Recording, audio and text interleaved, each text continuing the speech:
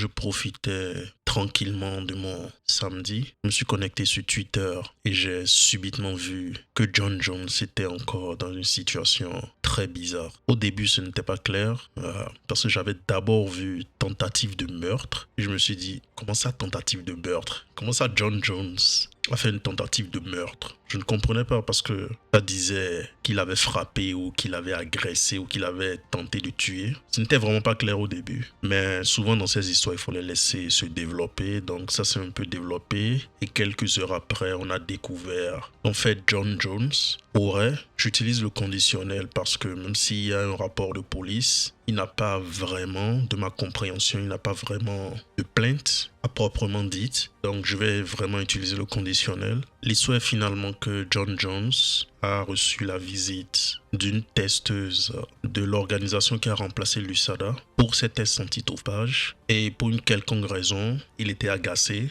et il a menacé cette dame qui s'appelle Crystal Martinez et son collègue. Il aurait aussi pris le téléphone de la dame et il l'aurait confisqué à plusieurs reprises, techniquement.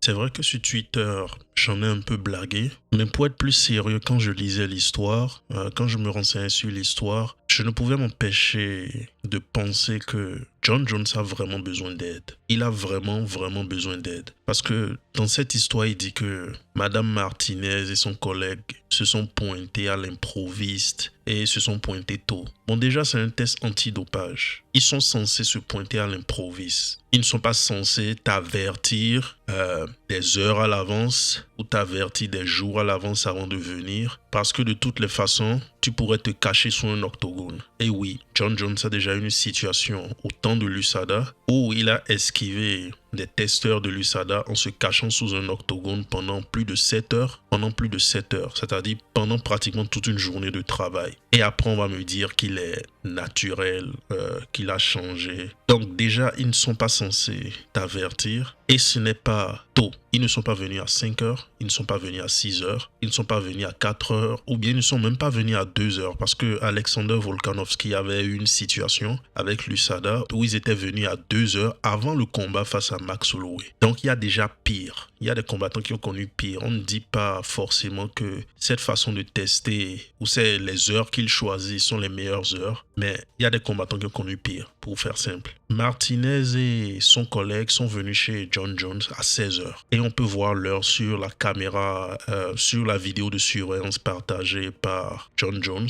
Ils sont venus à 16 heures. Peu importe le pays dans lequel tu es, 16 heures, ce n'est pas tu es venu tôt chez moi. Mais je sais c'est quoi exactement le problème de John Jones. C'est qu'à 16 heures, il était toujours en train de décuver. Parce que on a toute une division des poids lourds qui est prise en otage depuis plus d'1 an par John Jones. Et pendant que Aspinall attend, pendant que tous les challengers attendent, pendant que Cyril Gane attend, pendant que Pavlovich, Volkov, tous ces gens, ils attendent en fait leur chance. On a John Jones qui nous dit qu'il a une blessure au pectoral, qu'il est en convalescence, mais toutes les 2 semaines ou chaque week-end, sur Twitter, je fais une blague comme quoi les dimanches, c'est le jour que je choisis pour parler de John Jones. Parce que je fais cette blague en fait parce que je veux que les gens soient conscients de ce qu'on vit en fait dans ce sport avec John Jones. Parce que quand je regarde qui il est hors de la cage et je regarde même dans la cage, même si on met de côté tout ce qu'il fait hors de la cage, parce que bien sûr je suis le premier à dire que on doit juger les combattants sur ce qu'ils font dans la cage. Si on juge sur ce qu'il fait dans la cage, les tests sont là, les résultats de tests sont là. C'est quelqu'un qui a été plusieurs fois contrôlé positif à toutes sortes de stupéfiants, à toutes sortes de stéroïdes, à toutes sortes de substances. Mais moi, je suis toujours amusé la façon dont on se comporte dans cette communauté comme si de rien n'était. En fait, moi, c'est quelque chose qui m'amuse vraiment. Quand on parle de John Jones, et c'est pour ça que souvent, je vais vraiment blaguer par rapport à ça. Quand on parle de John Jones, subitement, tout le monde fait comme s'il n'a pas une bibliothèque de tout ce que John Jones a fait de mal, aussi bien dans la cage que hors de la cage. Donc là, on a John Jones qui maintenant commence à agresser ou au minimum à menacer les gens qui viennent pour le tester pour dopage. Et ça m'amène à quelque chose qui est passé sous le radar, parce qu'il y a beaucoup de choses qui passent sous le radar des gens en général. Mais il y a 2 ou 3 semaines, je voulais faire un post sur Walt Harris, qui est en fait l'un des partenaires principaux d'entraînement de John Jones. Pendant la préparation du combat de John Jones contre Cyril Gane, Walt Harris était le combattant avec lequel il s'entraînait le plus. Il y a de cela 5 ou 4 ans, je pense, Walt Harris il avait eu une tragédie. Sa fille ou sa nièce, je pense, était décédée tragiquement et toute la communauté MMA l'a supporté. Donc, il était devenu le partenaire de John Jones et moi, j'avais vu que bon, c'était quelque chose de bien parce que c'est quelque chose qui l'avait vraiment affecté. Donc, il y a de cela 3 semaines, je pense, Walt Harris a été suspendu pour plusieurs années. Je pourrais vérifier, peut-être mettre une image à l'écran, mais il était suspendu pour plusieurs années pour dopage. Walt Harris ne s'était jamais dopé. Et comme par hasard, quand il commence à s'entraîner avec John Jones, maintenant il saute pour dopage. Donc moi, quand je lis cette histoire de John Jones qui est en train de s'énerver contre des gens qui viennent chez lui à 16 heures, je me dis mais pourquoi tu t'énerves? Et quand je pense maintenant à Walt Harris, je me dis Walt Harris saute, subitement des gens viennent chez toi à 16 heures et tu commences à t'énerver, tu commences à rager sur eux, tu commences à les menacer. C'est compliqué, John Jones. Et moi, ce qui me désole le plus est le fait qu'il ne changera pas. Il y a quelques années, John Jones s'est fait arrêter et il a commencé par donner des coups de boule à une voiture. Je ne veux pas encore rappeler toutes ces différentes histoires qui impliquent des femmes qu'on épouse. Maintenant, aujourd'hui, on a Madame Martinez. Il y a de cela quelques années, on avait une dame enceinte. Et je pense qu'un jour, je ferai peut-être une vidéo sur tout ce qui se passe avec John Jones. Pour que peut-être ce soit clair dans l'esprit des gens, parce que je ne sais pas pour quelle raison. Les gens pensent que John Jones est un très bon exemple pour notre sport qui a déjà été stigmatisé. Et même dans la cage, même si je comprends si on me donne l'argument, non, il faut juste le juger sur ce qu'il fait dans la cage. Le deuxième combat face à Cormier, l'UFC 200, même quand on le juge sur ce qu'il fait dans la cage, ce n'est pas un exemple. Et je pense qu'il devrait libérer la division des poids lourds, qui laisse Stipe tranquille. La dernière fois qu'on a vu Stipe boitait, il était avec sa femme et peut-être ses enfants. Qu'il laisse Stipe tranquille. Stipe est pompier, il doit avoir une très bonne retraite ou un très bon fonds de pension. Il doit aussi avoir fait beaucoup d'argent à l'UFC. Qu'il laisse Stipe tranquille.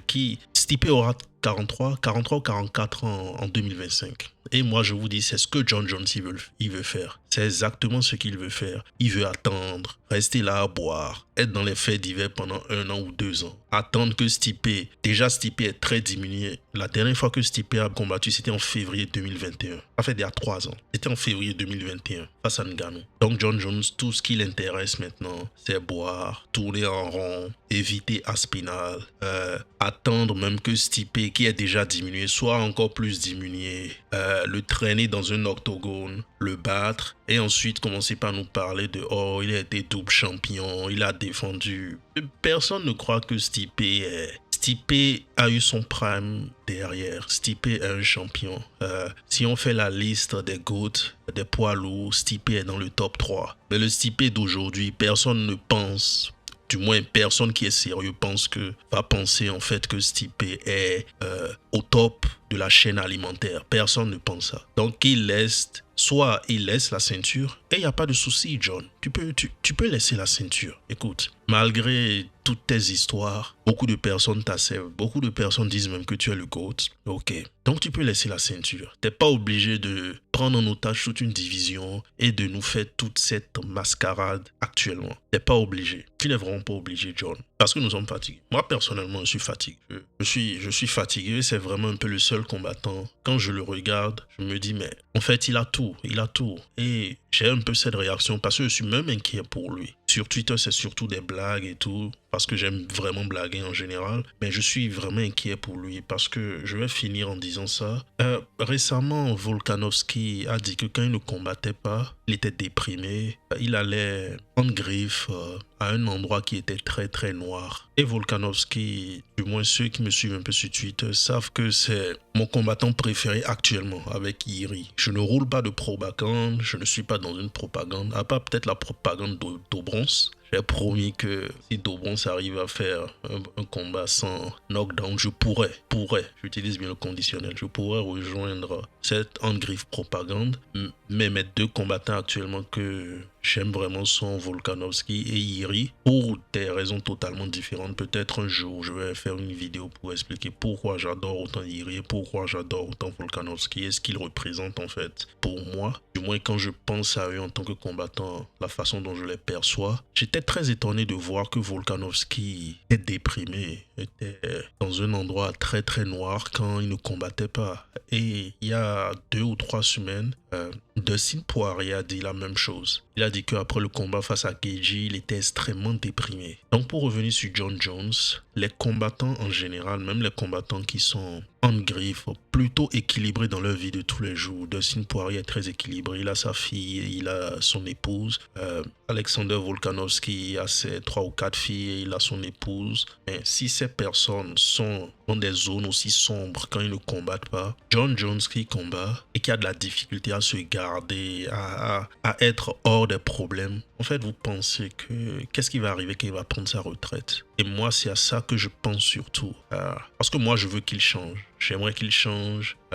J'aimerais qu'il soit un exemple, comme beaucoup de personnes le prennent en exemple. J'aimerais qu'il soit tout ça. Mais je ne suis pas particulièrement optimiste, si je dois être sincère, à cause de ce fait. Qu'est-ce qui arrive quand des combattants prennent leur retraite? C'est très dur. Même des compétiteurs en général. Il y a eu 2 ou 3 mois, Thierry Henry a fait toute une déclaration sur la dépression, sur ce qui est arrivé quand il a quitté Arsenal, oui, quand il a arrêté de jouer au football et tout. Ma prédiction malheureuse est que je pense que ça va s'empirer pour John Jones.